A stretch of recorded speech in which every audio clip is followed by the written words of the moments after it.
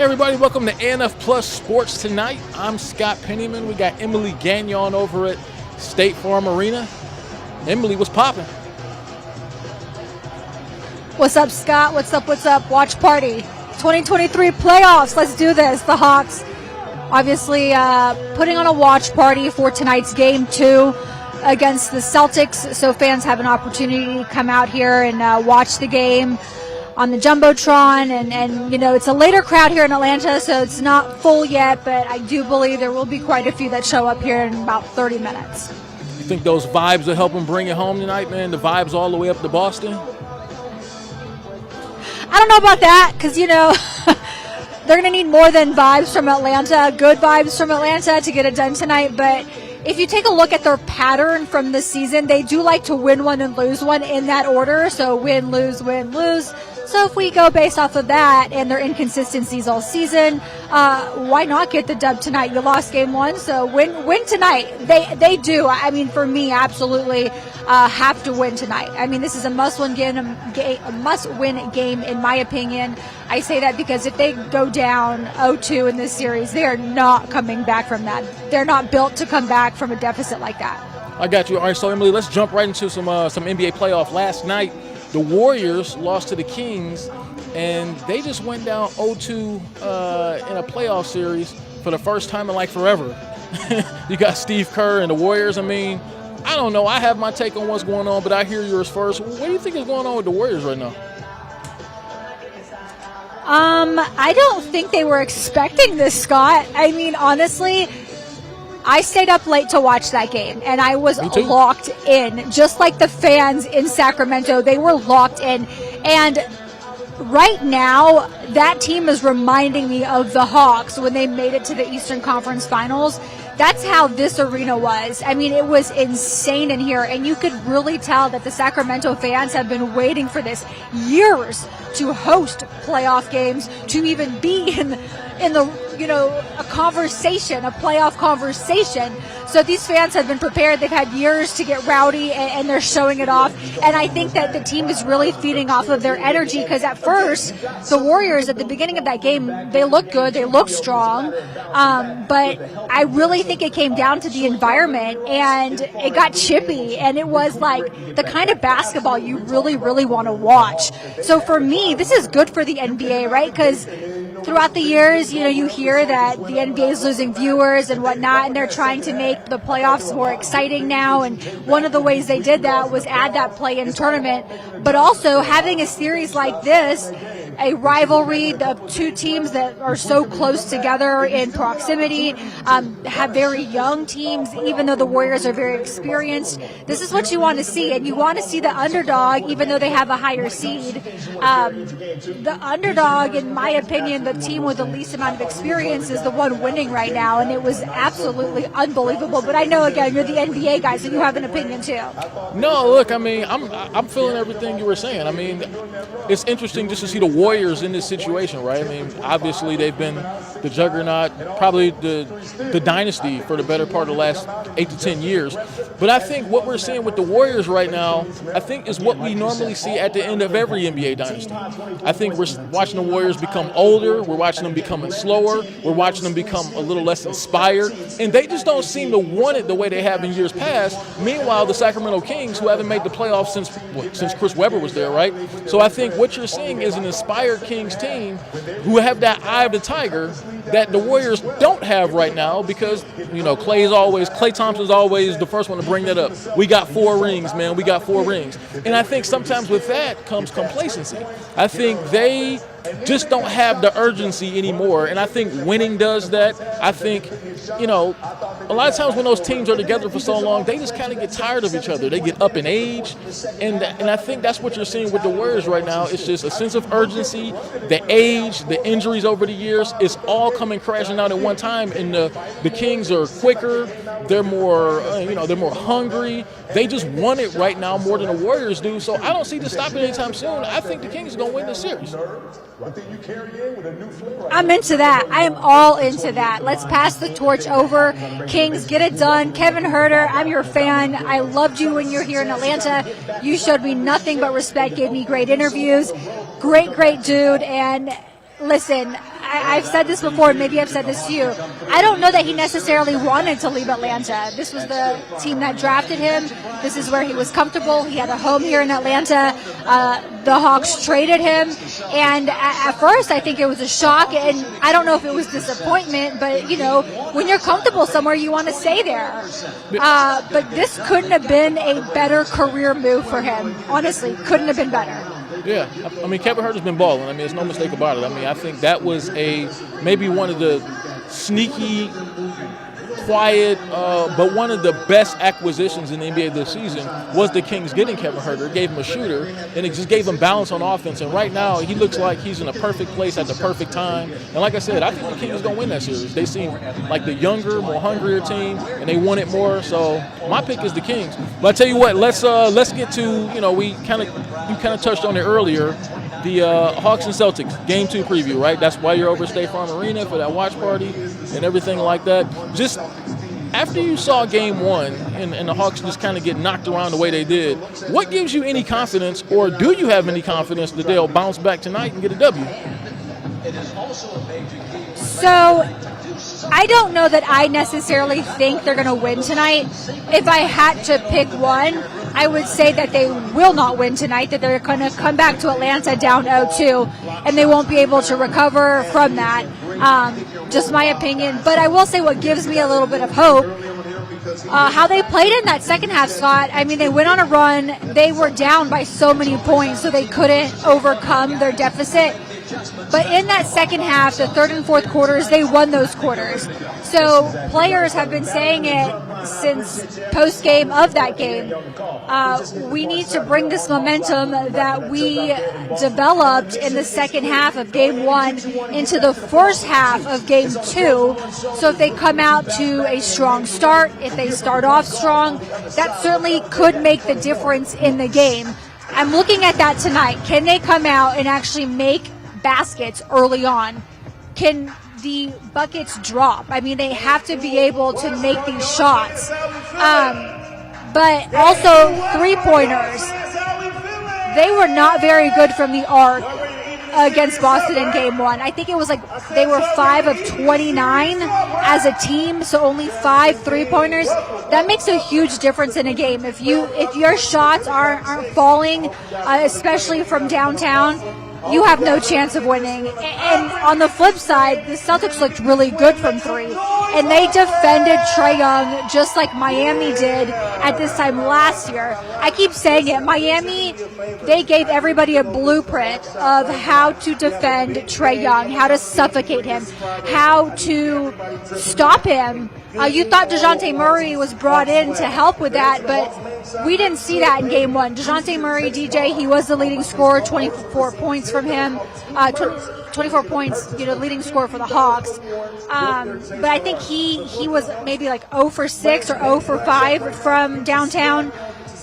So the Hawks are going to have to overcome a lot, Scott. And I know you're going to agree with me, but for me, when I look at it tonight, if they can get off to a fast start and actually make their threes, they're going to give themselves a chance to take Game 2, and they're going to have to take one on the road if they want to win the series. Yeah, I mean, just when you look at the Celtics team, they're kind of everything the Hawks aren't. They have togetherness, they have continuity, they have guys that play together very well, they have guys who sacrifice, they have guys who play their role, and that's just everything that the Hawks aren't, So I don't see things changing a whole lot right now. I think tonight, I think the Hawks will play better. I think they'll come out earlier. I think they'll come out with more of a sense of urgency. I think this will be a better game than Game 1 for the Hawks was. But I still think that, I'm kind of picking the Celtics in a tight one tonight just because I think that when it comes down to just pure basketball on the court with their big two, kind of with Jason Tatum and Jaylen Brown and Marietta Native, I just think that they just have the Celtics may win the NBA championship. So, I mean, I'm not, I'm not down on the Hawks for how how they may lose this series. It just seems like just when you watch these two teams play basketball, the Celtics are everything that the Hawks are not, just from a pure basketball standpoint. And so after Game 1, I'm thinking more like a gentleman's sweep, 5 and out for the Hawks. honestly. Thanks so much, Trey. Just starting it out. Game 2. Wait, so you think they're going to get swept? No, I think it'll be 5. I think this will be, what they call the gentleman's sweep.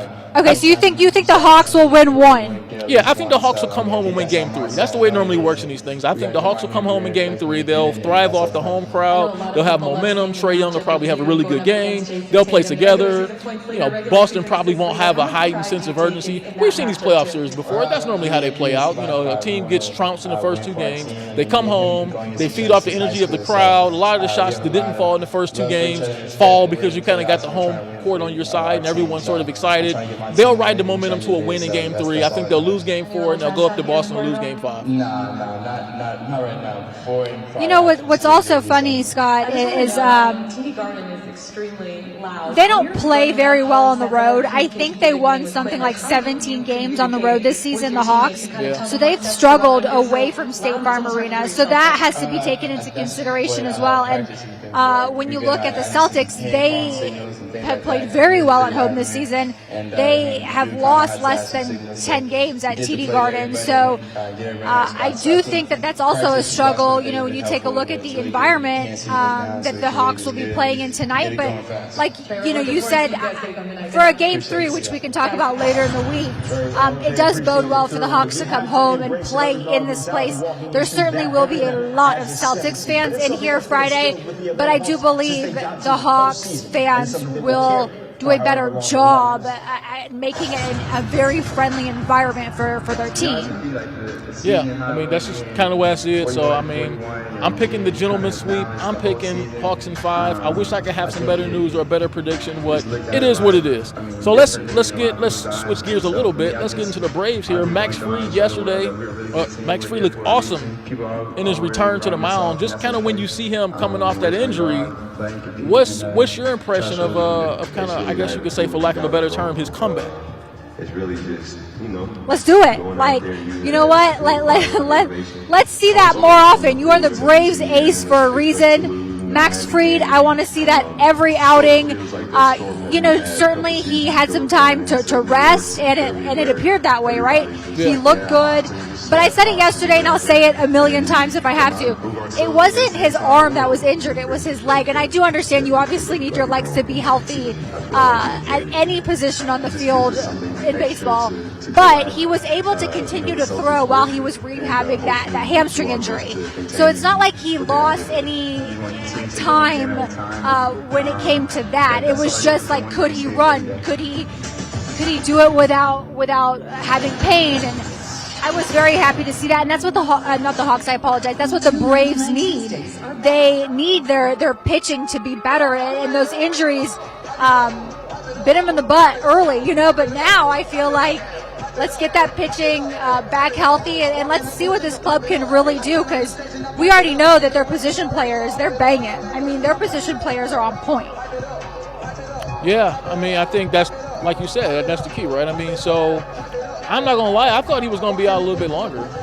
Even though they obviously come out with the disabled list and they say a guy's going to be on there for a certain amount of time. I thought they would hold him out longer just to get more. But, hey, if he's ready to go, he's ready to go. And he looked great against those, against the Padres. They have a really good lineup. He looked great against them. So, yeah, I think when you look at the Braves, when you look at the team, I think the lineup was going to keep them in every game regardless. But, yeah, if you get a guy like Max Fried throwing how he's throwing, they're going to be unstoppable flat out. You know what I like is the fact that I know the Braves, even though it's so early, like they were 12-4 entering that game last night, right? Game 1 of the series. They're number 1 in the NL East, but I love the fact that they were so salty about losing that series just last week. When the Padres came here and won 3 of 4, I know the Braves felt a certain way about it. So I love the fact that they're now in San Diego and taking care of business. I don't know if they're just going to win one and lose the rest like they did here at home. But I'm sure for the players, it felt so good to hand it to the Padres. Well, I think they're well on the way to those 110 wins that I predicted to start the season. I'm just saying. It's early, Scott. Take a breath. Hey, so let's get on to some football now, all right? It's OTA season out with the Falcons. Falcons getting started. with their OTAs this week, off-season workouts. They're all voluntary, right? But you were out there today when Desmond Ridder got out there and kind of addressed the media. Since first time since he's been named the starting quarterback, just kind of from being out there, what sort of the vibe you got?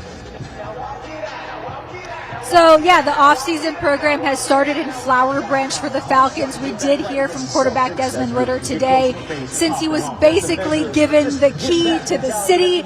I still don't know. I'm not completely convinced. Actually, I'm not convinced at all that he will be able to carry the Falcons to a winning season next year, that he'll be able to carry the city on his shoulders, though I hope he can, because that would be a heck of a story, because in college he was a great quarterback. We have not seen enough of what he can do. The sample size was so small last season that I'm waiting to see what he has in him, right? But I will say, when it comes to answering questions, when it comes to the media, I loved his demeanor today. Loved it. He was funny. He took a ton of questions, and he was very serious in some of his answers. And it felt real, Scott. Like, you know when you're talking to a player and he's BSing you. You're not getting that from Dez. He was asked a lot of questions, and I mean a lot, almost grilled about the Lamar Jackson situation, and had he heard the rumors about Lamar possibly coming to Atlanta. I mean, he was asked every single thing under the sun about Jackson, and Desmond kept his composure. Ridder was like, of course, I have a TV. Of course, I heard what was happening. But he just said, all those things are basically out of his control. He did not seem worried at all. He talked about how at this time last year, it was a very different situation for him, obviously, because he was getting ready for the NFL draft. But now that he has a year under his belt, he feels comfortable, and he's ready to lead this team. He knows that that's what's expected of him right now, and he's doing everything he can this offseason to be able to lead the Atlanta Falcons next season. So even though he's super young, I'm super impressed with how he handled us today. Super laid back. His daughter is turning 2 years old this week. So that's another concern of his, is throwing a birthday party for his daughter. That's how he started off his press conference. It was super endearing. So I look forward to it. Now that I've heard from him, I look forward to seeing what Ridder can do. I will say, I felt like he was a leader today. Like, I finally felt like he felt he was a leader too. He just had that aura about him. So I'm sure he'll continue to field a ton of questions from us leading up to game one. And there's a lot of months, weeks, days up until training camp. He has a lot to prove. But right now, for just day one, they've only been there for 2 days of the offseason program. I'm feeling it. Well, look, hey, it sounds like he won the, I'll keep it quick because I know we don't have a lot of time. It sounds like he certainly won the press conference for sure. It sounds like he impressed everybody in that room. And look, he's an impressive guy. I mean, he knows how to conduct himself when speaking to the media. He looks like he knows how to command the locker room. He looks like a leader. He looks and feels like a leader. My question is, can he play? And I mean, I think we saw a little bit of that in the final, 6 games of the season. I think we saw some things. I saw some things that were pretty good from his ability. I also saw some things where I was just kind of like, So I don't know. I don't really know what to expect. But at this point, I guess I'm to the point now, since I know they're not going to get Lamar Jackson, I'm to the point now where I'm willing to give the young man a try. So, look, I think he might be the best fit for where they're at right now in this situation.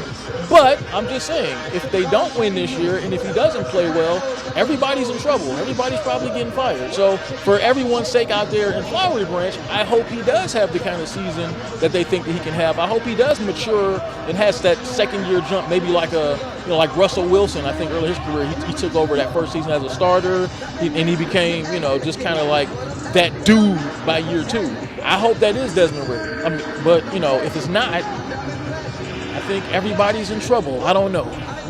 Maybe it's just me. No. Listen, to echo what you just said, Scott, I love the leadership he showed today, but I'm not convinced if he can yet win games in the NFL, and that's what we will find out, because that's the position the Falcons are putting him in, and all of us. So we'll have many more conversations about this coming up. For sure. So before we get out of here, I want to know what's on your mind. What's on your mind today, Emily? Well, something that's on my mind also happened at Falcons today. Chris Lindstrom. We heard from him as well. First time since signing his big contract with the Falcons, which was very deserving. And he was asked what he did with all his money. And he said he invested all of it. It's gone. It's an investment. So props to him. But he said the one thing he told his fiance he wanted was some kind of a tractor. And Scott, wouldn't you know it, but the big boy bought himself a tractor. And he said you put your headphones in, you're on that tractor, and you forget about everything. So I love that he treated himself with a tractor and invested the rest of his money. Get it, Chris Lindstrom? I'm about that. Hey, that's pretty dope. What's on your mind, Scott?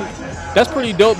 You don't hear too many NFL players investing in a tractor. So I think that's pretty awesome. Look, man, hey, it's his money. He earned the right to get that big bag so he can do whatever the hell he wants to do with that bag, right? What's on my mind is, so I saw some rankings. It's funny that you're over there at State Farm Arena getting ready for Game 2 of the Hawks versus the Celtics. I saw in NBA player rankings came out today. There was an anonymous poll where basically NBA players had to vote on who they thought was the most overrated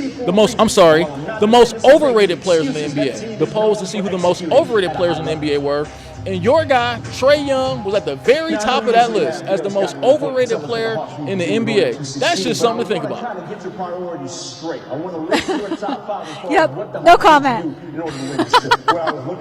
Well, I guess on that, Sports Tonight is going to conclude. Thank you, Emily, for being live from over there at the Hawks watch party. Let's hope they bring home a win, first of all. Tie things up at 1-1. Who knows, right? Win, lose, win. That is their pattern. Keep it up, guys. That means we get a dub tonight. Absolutely. Thank you, Emily. Thank you so much. That's been all for Sports Tonight. We'll see you tomorrow night, hopefully after a Hawks win. Especially on the switches. Sometimes your bigs get out there. You got to make sure that you run and try to get that ball out of their hand. On ball defense is